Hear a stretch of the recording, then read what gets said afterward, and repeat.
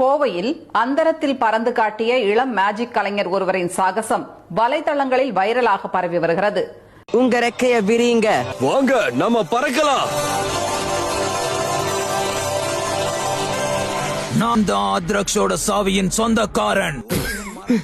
இவன் ஒருத்தன்டா சிரிப்பு காமிச்சீங்க. சைத்தான், உனக்கு விடுதலை கொடுத்தாச்சே. இப்ப உன்னோட சக்தி எனக்கு வேணும். இனி நான் இந்த உலகத்தை ஆள்றதை தடுக்க முடியாது.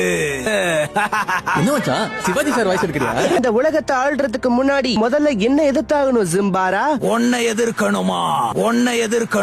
நாகார்ஜுனாவா? நான் திருடனா? ஹெலிகாப்டர் நீ என்னடா அங்க பாத்துக்கிட்டு இருக்க? போடா.